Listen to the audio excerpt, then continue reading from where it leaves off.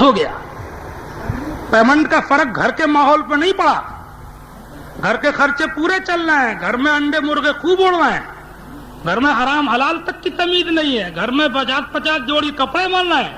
ابھی گھر میں شادی بیاہ آ جائے تو پیمنٹ کی کوئی فکر نہیں ہوگی, مگر مزدور سے کہہ رہا ہے پیمنٹ نہیں ہوا.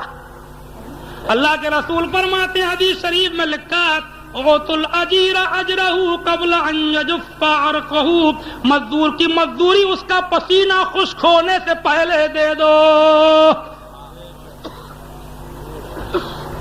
تو یہ اجمیر شریف کو جانا میری سمجھ میں نہیں آ رہا ہے کہ 7 قدم پہ مسجد ہے, تو 7 قدم پہ جانے کی تو فرصت نہیں ہے, اور 700 کلومیٹر اجمیر شریف جانے کی فرصت مل گئی. بات کہنا چاہیے صحیح, اپنے کی ہو یا پرائے کی, نہیں سمجھ میں نہیں آ رہا یہ جانا کہ مسجد 7 قدم پہ ہے تو وہاں جانے کی فرصت نہیں ہے, 700 کلومیٹر کی فرصت ہے.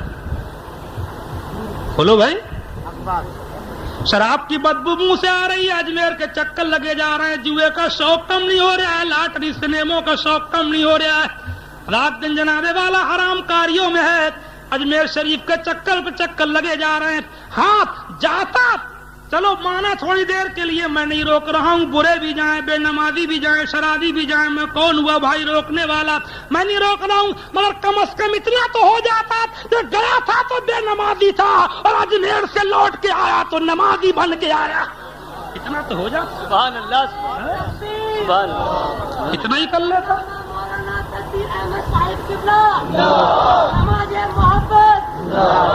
اتنا تو کر ہی لیتا کہ گیا تھا تو شرابی تھا, لوٹ کے آیا تو وہی خواجہ کے آستانے کے اوپر کھڑے ہو کر کے اللہ تعالیٰ سے خواجہ کو گواہ بنا کر کے نماز اور شراب پینے سے توبہ کر کے آیا. گیا تھا تو سنیما کے دیکھنے کا شوق تھا, اور لوٹ کے آیا تو قرآن کی تلاوت کا شوق لے کے آیا. سیدھی سیدھی بات ہے, یہ جانا سمجھ میں نہیں آ رہا ہے میرے. ہاں بات کرنا چاہیے صاف کہ شراب کی بدبو منہ سے نہیں جا رہی ہے, سنیما کا شوق نہیں جا رہا ہے, چکر پر چکر لگے جا رہے ہیں. یہ دین کو بھولنا, اللہ و اللہ والوں سے محبت کا دعویٰ کرنا, یہ محبت میں ہمیں خلوص نظر نہیں آ رہا ہے. اللہ والوں کو جلا رہا. یاد رکھو, جو سنیما دیکھتے ہیں, یہ ابھی تھوڑی دیر کے لیے انتشار مت کرو, ورنہ میں اٹھ جاؤں گا کرسی سے, سمجھے آپ. دستار بندی رہ نہیں جائے گی, مگر جلسے میں انتشار مت کرو, جو جہاں بیٹھے رہو چپ چاپ. ہاں تو ٹائم اتنا کر دیتے, سمجھے آپ. نعت خوانی جلسوں میں نعت خوانی کم ہونا چاہیے,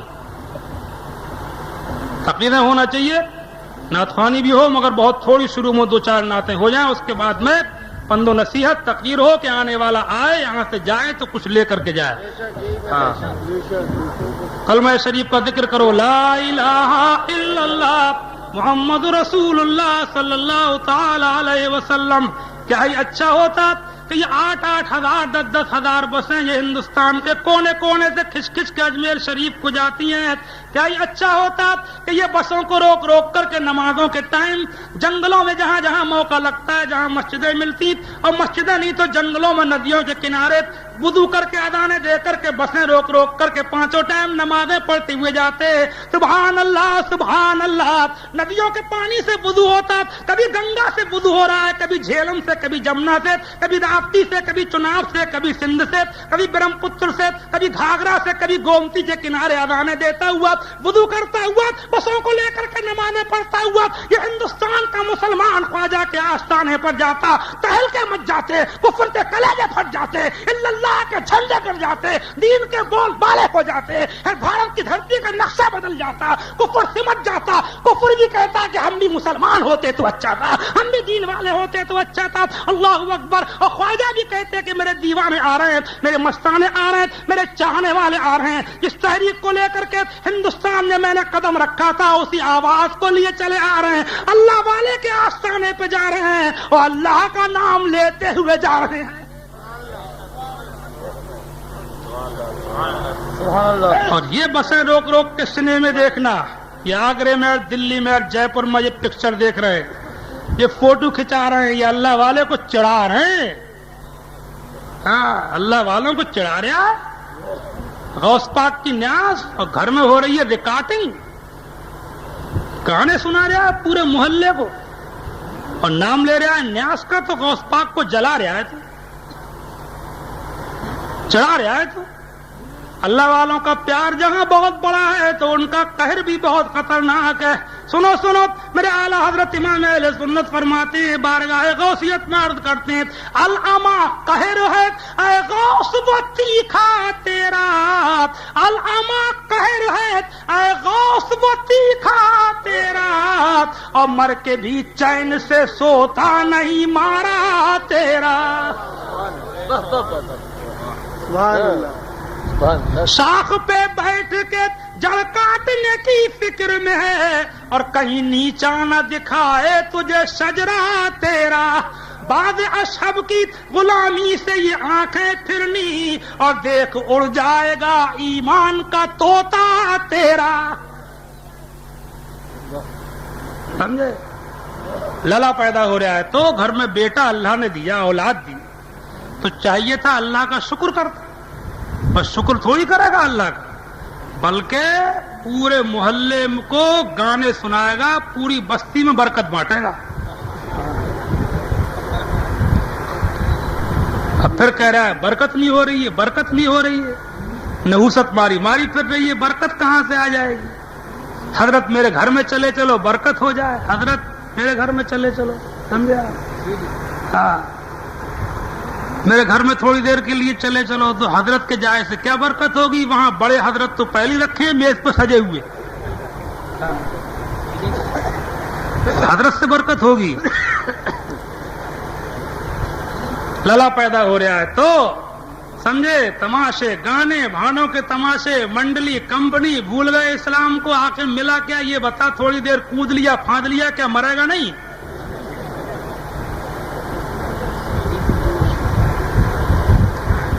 اسی لیے تو آج کل یہ اولاد تھوڑی پیدا ہو رہی ہے، اب یہ باپ پیدا ہو رہے ہیں، کیونکہ اب پیدا ہوتا ہے بچہ تو اللہ کا شکر نہیں کرتا ہے، اب ادھر ادھر کو بھاگتا ہے۔ خلاصہ کلام یہ کہ اللہ والوں سے محبت کا یہ مطلب نہیں ہے جناب والا کہ صرف چکر لگا دو، نیاز فاتحہ کر دو، بلکہ ان کی روش کو اپناؤ، ان کے طریقوں کو اپناؤ، نماز پڑھتے ہوئے اجمیر کو جاؤ، روزے رکھ کر کے جاؤ، حرام کاریوں سے توبہ کر کے جاؤ، دیندار بن کے جاؤ، سبحان اللہ سبحان اللہ۔ بات سمجھ میں آ رہی ہے نہیں آ رہی ہے؟ اور سب سے ضروری یہ بھی ہے کہ کسی کا حق ہے تو اس کو دے کر کے جاؤ، مزدور کی مزدوری ہے، کسی کا کھائے بیٹھے ہو، سمجھے؟ بات تو قرضہ لیتے ہیں تو لیتے ہی ٹائم سوچتے ہیں کہ دینا ہی نہیں ہے، اپنا کام سیدھا، اپنا کام سیدھا، اپنا میل خوب چل رہا ہے، اور دوسرے کا ڈکارے بیٹھے، وہ چکر پہ چکر لگا رہا ہے، دھان بیچ کے اچھا پھنسا پڑا ہے وہ تمہارے ہاتھ، سمجھے؟ اپنا کام سیدھا، دوسرا چاہے پٹو چاہے برباد ہو۔ یہ اسلام نہیں ہے، اسلام یہ ہے کہ اپنے سے زیادہ اپنے بھائی کی فکر کر، سمجھے آپ؟ جس کے دل میں رحم نہیں وہ صحیح معنی میں مسلمان نہیں۔ حدیث شریف میں تو یہ اللہ کے رسول فرماتے ہیں کہ پچھلی امتوں میں ایک عورت تھی، بدکار تھی، فاحشہ تھی، ایک جگہ ایک کتا دم توڑ رہا تھا، کنویں کے قریب پیاسا تھا، پانی کی وجہ سے مر رہا تھا، کنویں سے کتا پانی نہیں پی سکتا تھا، عورت نے اس کو مرتے ہوئے دیکھا، پانی کی وجہ سے قریب پہنچی، موزے کو بھگو کر پانی میں لٹکا کر کسی ترتیب سے کئی بار کتے کے منہ میں نچوڑا، چند بار کے نچوڑنے سے کتے کے جسم میں جان آئی، کتا اٹھ کر کے چلا گیا۔ اللہ کے رسول فرماتے ہیں کہ عورت بدکار تھی مگر وہ کتے کے ساتھ نیکی کرنے کی وجہ سے اس کی مغفرت اور بخشش ہو گئی۔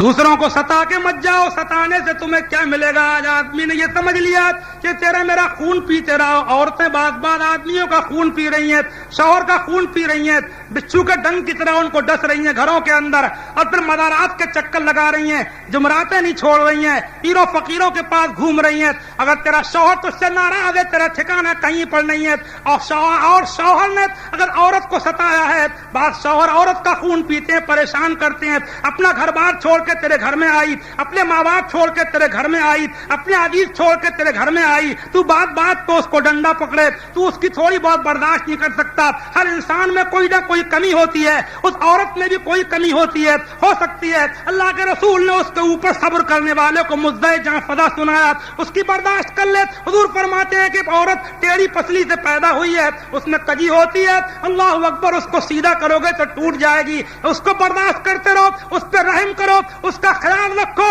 اس پہ زیادتی مت کرو. اس پہ زیادتی کر کے تم تعویذ گنڈوں کے چکر میں پڑ گئے, تم پڑوسی کو ستا کر کے تم تعویذ گنڈوں کے چکر میں پڑ گئے, تم مدارات کے چکر لگانے لگے, تم کرنے دھرنے والوں کے پاس گھوم رہے ہو, اور تمہارے پیچھے ہائے پڑی ہوئی ہے, کسی کی بددعا لگی ہوئی ہے, کسی کا خون پی کے نکلے ہو, کسی کا کلیجہ مسوس کے نکلے ہو, کسی کے دل کے ٹکڑے کر کے نکلے ہو. یاد رکھ, تو نے کسی کا کلیجہ چبایا ہے, تو نے کسی کا خون پیا ہے, تو نے کسی کو ستایا ہے, تو نے کسی پہ اتیاچار کیا ہے, تو نے کسی پہ ظلم کیا ہے, تو نے کسی کو ستایا ہے. تیرا جو تجھے نفع نہ کسی تعویذ سے ہوگا, نہ تیرے لیے کوئی تعویذ ہے, نہ تیرے لیے کوئی گنڈا ہے, نہ پڑنا پھونکنا ہے, نہ تیرے لیے کوئی مدار ہے. مدار پہ جا, دوسروں کو ستا کے مت جا, دوسروں کی بددعا تجھ سے پہلے وہاں پہنچ جائے گی, ان کی دل کی آہوں کا دھواں تجھ سے پہلے اجمیر شریف پہنچ جائے گا.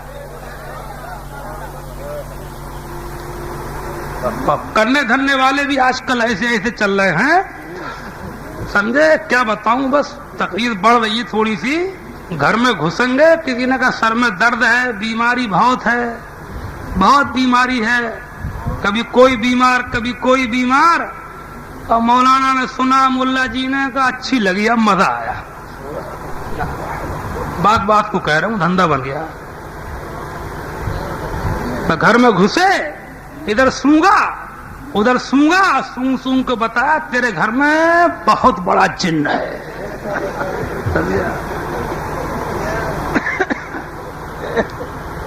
کیونکہ جن اگر نہیں بتائیں گے تو پھر 7 جمعراتیں کیسے کر کے ہوں گے, سمجھے نہیں.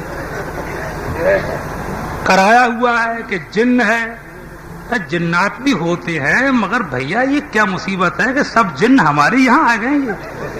ان کرنے دھرنے والوں سے یہ کہو بھائی کہ کچھ جن امریکہ بھیج دو, ہے نہیں, یہاں ضرورت نہیں ہے اتنی جنوں کی, امریکہ میں زیادہ ضرورت ہے جنوں کی, وہاں بھیج دو بھیا کچھ. یہ سب ہماری گھر میں بتا دے رہے, سمجھا. کرایا ہوا ذرا میں کرایا ہوا, وہ اس پہ کرا کے لا رہی ہے, وہ اس پہ کرا کے لا رہی ہے, وہ اس پہ کرا کے لا رہا ہے. اس دن بدیلی میں ایک اچھا خدا سمجھدار آدمی مجھ سے کہنے لگا کہ صاحب وہ ہمارے گھر میں بیماری بہت رہتی ہے, کسی نے کرا دیا ہے, آپ کاٹ دیجئے. تو میں نے کہا کس نے بتایا کہ کرایا ہوا ہے؟ تو بولے فلاں میاں نے بتایا تھا. تو میں نے کہا جس نے بتایا اسی سے کٹواؤ.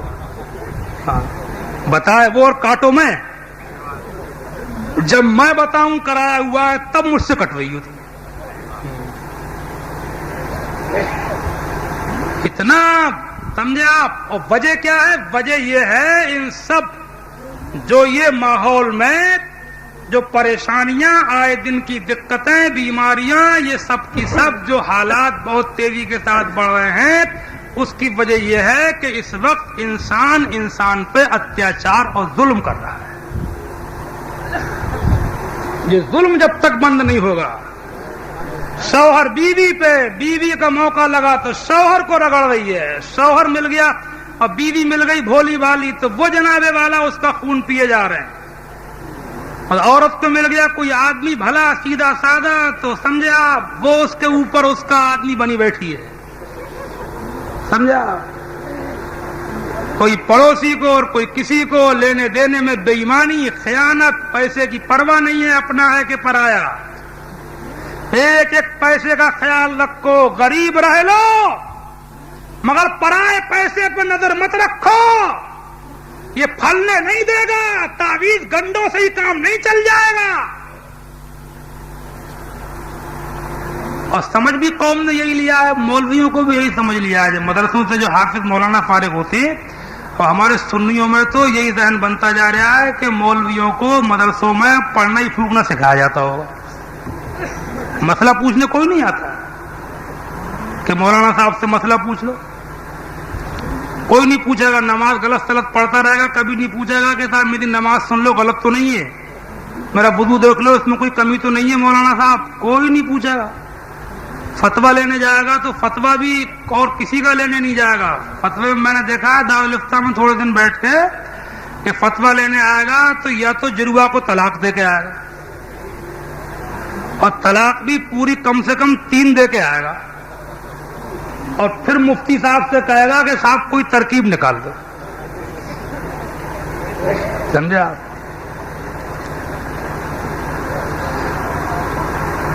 یا حالانکہ طلاق جو ہے پہلے تو دینا نہیں چاہیے، لیکن طلاق اسلام میں رکھی گئی ہے، ایک حکمت ہے اس میں. کبھی تعلقات اتنے خراب ہو جائیں، اتنے خراب کہ بالکل ملنے کی کوئی صورت ہی نہ رہے. جیسے بہت سے لوگ مار دیتے ہیں، کاٹ دیتے ہیں، مٹی کا تیل چھڑک کے آگ ہی لگا رہے ہیں، ایک دوسرے سے بالکل مزاج میچ ہی نہیں کھا رہا ہے. تو اسلام میں راستہ رکھا گیا ہے کہ مارو مت، کاٹو مت، وہ اپنے گھر تم اپنے گھر، طریقے سے شریعت کے. سمجھے آپ؟ تو ایسے موقع کے لیے رکھی گئی ہے. اس میں بھی حکمت ہے بہت بڑی، میں اس وقت سب باتیں بتا نہیں سکتا. اور طلاق کبھی دینا ہی ہو، دینا ہی پڑ جائے، پہلے دینا نہیں چاہیے. کبھی طلاق ہوئی تو 3 کی ضرورت نہیں ہے نہیں. ایک طلاق بھی، طلاق کا مطلب یہ ہوتا ہے کہ عورت کو دوسرے سے نکاح کرنے کے لیے فری کر دینا. یہ ہے طلاق کا مقصد، کہ وہ آزاد ہو جائے، ہماری قید سے چاہے کسی سے بھی نکاح کر لے. تو یہ ایک سے بھی ہو سکتا، ایک طلاق دے کر کے عدت تک رجعت نہ کرے، عدت گزر جائے گی، وہ طلاق خود ہی بائنا بن جائے گی. اگر اس سے پٹ گئی تو اس کے نکاح میں بغیر حلالے کے آ جائے گی، اور دوسرے سے بھی کر سکتی ہے، اس کے نکاح میں بھی آ سکتی ہے، اور بغیر کسی اس کے خالی نکاح سے ہو جائے گا. مگر نہ 3 ٹھونسیں گے. اور بات یہ کاتب ہوتے ہیں، لکھنے والے کاغذ لکھتے ہیں طلاقوں کے، یہ بھی جاہل ہوتے ہیں. بات 3 لکھوا دیتے ہیں. 3 لکھوانے کوئی ضرورت نہیں ہے، 1 لکھی جائے. عدت کے اندر، عدت گزرنے کے بعد وہ خود ہی بائنا بن جائے گی. اب اگر دل مل گئے تو اس کے نکاح میں بھی آسانی سے لوٹے گی. صرف نکاح کافی ہے. مل سکتے ہیں، دل مل ہی جاتے ہیں عام طور سے، پچھتاتے ہیں یہ لوگ. اور اگر نہیں ملے دل، دوسرے سے نکاح کرنا چاہے تو اس سے بھی کر لے گی. یہ 1 سے بھی حاصل ہے. 3 نہ بولنے کی ضرورت، نہ لکھنے کی ضرورت. اور صحیح بات یہ ہے کہ طلاق کی ضرورت ہی نہیں ہے. جہاں تک ہے ایک دوسرے کی برداشت کر کے زندگی کو نبھاؤ، اور زندگی کو اسلامی طریقے کے اوپر گزار کے چلے جاؤ. تو یا تو آئے گا طلاق کا مسئلہ پوچھنے کو، یا آئے گا امام صاحب سے لڑ کے پوری فرد جرم لے کے کہ حضرت ہمارے امام صاحب میں یہ کمی ہے اور وہ کمی ہے اور ایسے ہیں اور ویسے ہیں. پوری فرد جرم، پوری چارج شیٹ کہتے ہیں یار بھائی، پوری چارج شیٹ لے کے آئے گا. پھر کہے گا کہ مولانا صاحب ایسے امام کے پیچھے نماز ہو جائے.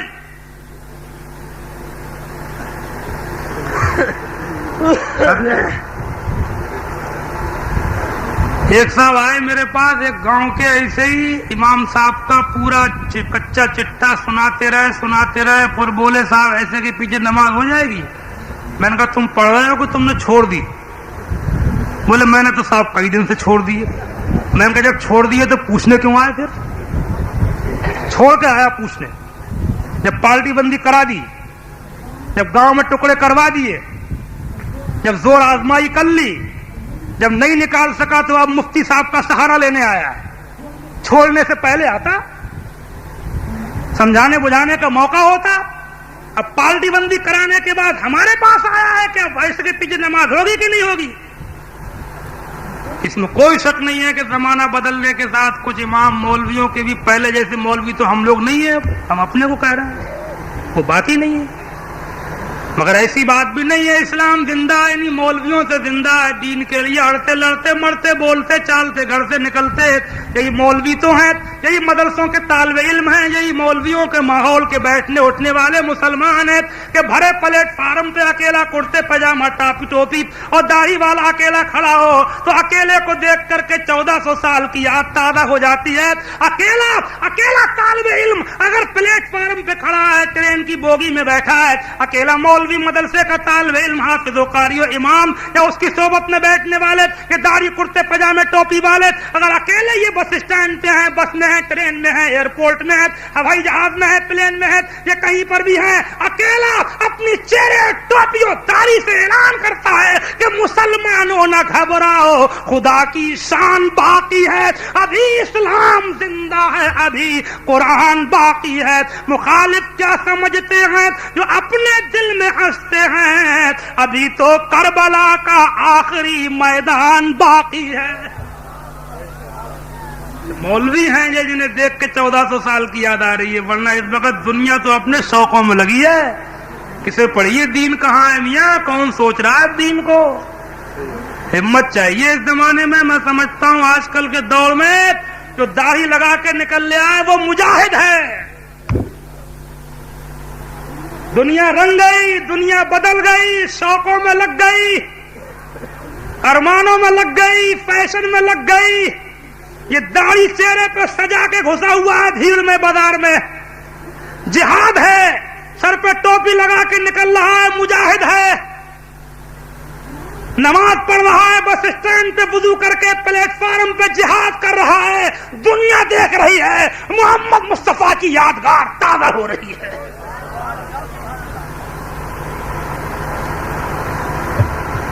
تو یہ مولوی ہیں، ان پہ فرض جرم زیادہ لگانے کی ضرورت نہیں۔ یہاں جو غلط ہو وہ غلط ہے، یہ بھی میں نہیں کہہ رہا ہوں کہ مولویوں کے اوپر سے میں نے سب خون معاف کر دیے، کیونکہ بعض مولوی بڑے بڑے خطرناک ہیں، ایسی بات بھی نہیں ہے۔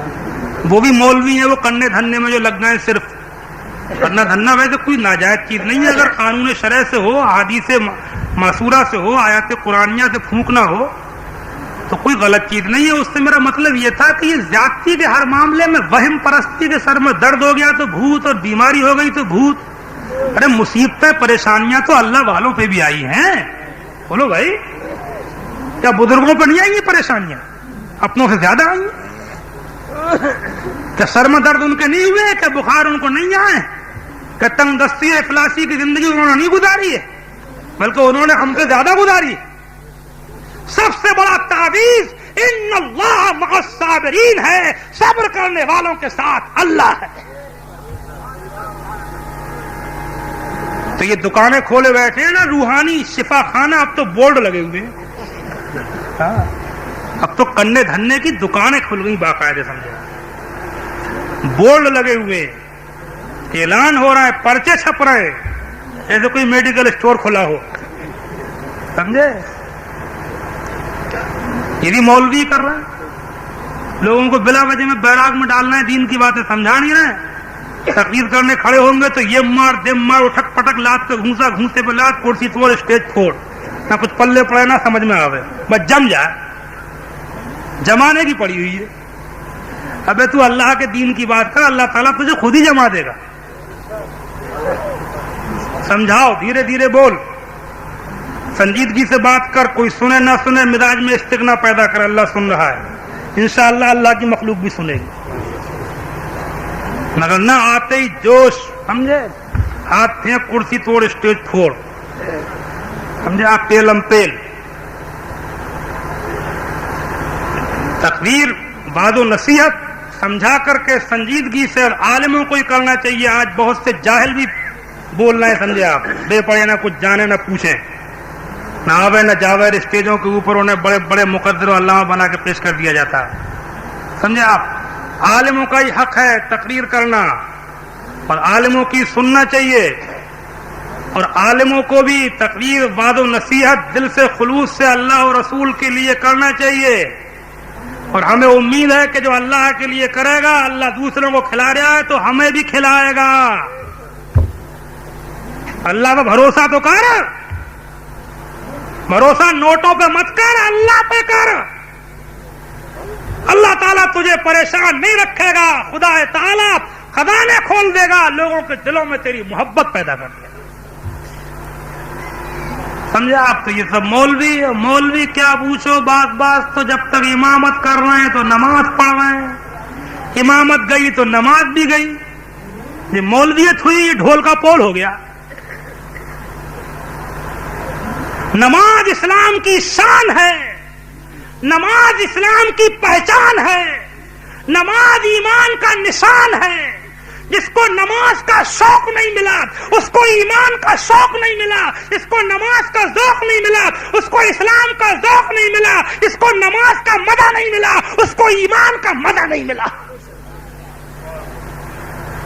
ایک ٹائم کی نماز بھی جان بوجھ کے چھوڑ دے، مولانا، مولوی، علامہ اور پیر مغا اور فقیر و درویش اور سجادہ نشین اور فلاں حضرت جی اور فلاں بڑے حضرت کے چھوٹے حضرت سب بعد میں ہے، سب بعد میں ہے، سب عہدے اسلام میں بعد میں ہے، ساری پوسٹ اسلام میں بعد میں ہے، سارے مرتبے اسلام میں بعد میں ہے۔ یہ صدر کے سیکریٹری، یہ جنابے والا، یہ ممبر کے یہ فلاں کے وہ فلاں، یہ مولوی کے یہ علامہ کے صدر مدرس، یہ شیخ الحدیث کے نائب شیخ الحدیث، یہ پیر کے فقیر کے درویش، یہ سجادہ نشین کے حضرت جی، یہ سب بعد میں ہے، یہ سب بعد میں بن لینا۔ پہلے 5 ٹائم کی نماز کی پابندی کر کے ارے میاں پکا سچے مسلمان تو بن لے، عہدے بعد میں لے لیجئے، پہلے نماز پڑھ کے مسلمان تو بن کے دکھا دے۔ سبحان اللہ، علامہ بنے پھر رہا ہے، پیر بنا پھر رہا ہے، سجادہ نشین بنا پھر رہا ہے، پہلے صحیح معنی ہے مسلمان تو بن۔ اس کی نماز نہیں ہے، وہ مسلمان تک نہیں ہے صحیح معنی میں۔ نماز کی اسلام میں ایسی اہمیت ہے، ایسی اہمیت ہے، اب تو وہ فقیری لائن کے، سجادہ نشینی لائن کے۔ ہم تو فقیری لائن کے ہیں، ہمیں نماز سے کیا مطلب، ہمیں روزے سے کیا مطلب؟ ہم سے پوچھ جو نماز روزے کی مخالفت کرتا ہے، ہم بتائیں کس کی لائن کا ہے وہ؟ تو قطعی فقیری لائن کا نہیں ہے، تو قطعی اللہ والا نہیں ہے، تو ابلیسی لائن کا ہے۔ اور کیا، بات تو صاف کہنا چاہیے نا، اور کیا، شیطانی لائن کا ہے۔ تو ہم سے پوچھ اپنی لائن، نماز روزے کی مخالفت کر رہا۔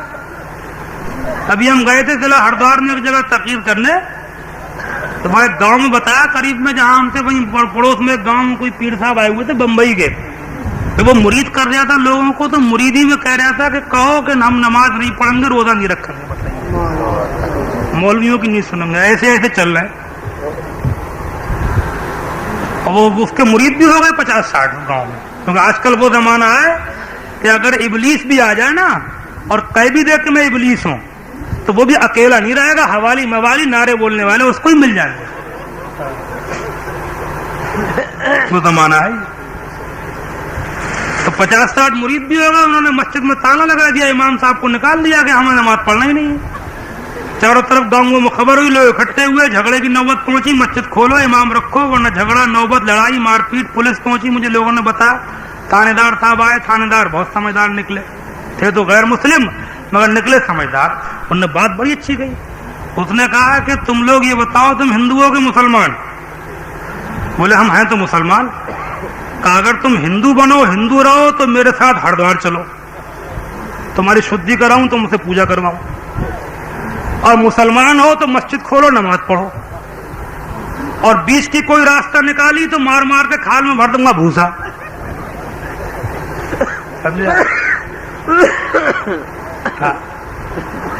وہ سمجھ گئے کہ خرافات کس نے پیدا کی، وہ پہنچ گئے اس بات۔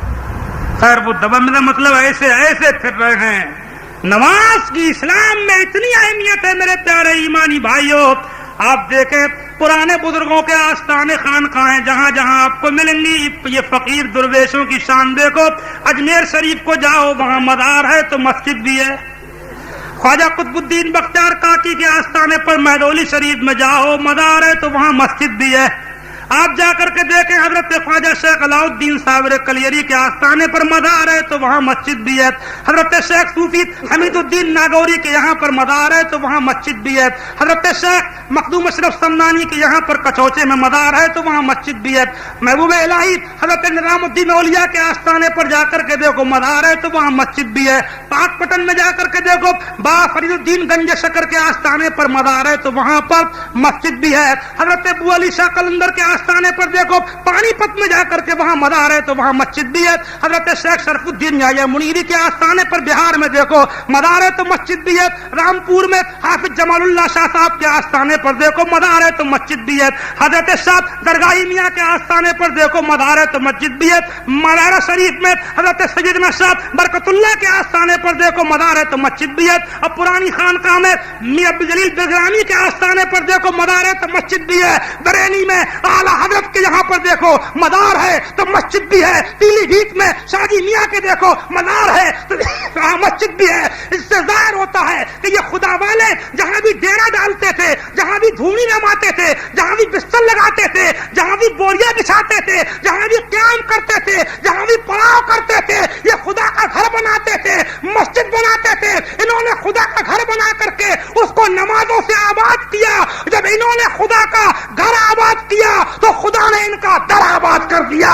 خدا کا گھر بھی آباد رہے اور خدا والوں کا در بھی آباد رہے. والذی ارسل رسولہ بالہدی, وہ وہی ہے کہ جس نے رسول کو بھی بھیجا ہے اور دین حق کو ہدایت کے ساتھ بھیجا ہے. خدا کا گھر بھی آباد رہے اور خدا والوں کا در بھی آباد رہے. اور یہ تو بزرگان دین فقیروں کی بات ہے. اس کا کلمہ پڑھا ہے وہ سیدنا محمد مصطفیٰ صلی اللہ تعالی علیہ وآلہ وبارک وسلم دائما ابدا. ان کو دیکھو مسجد نبوی شریف بنائی تھی جب مکے سے مدینے میں ہجرت فرما کے آئے تھے. 13 سال مکے میں گزار کر کے جب مدینے میں قدم رکھا تھا تو کون نہیں جانتا کہ رسول اللہ نے اپنی بیویوں کے حجرے بعد میں بنائے تھے.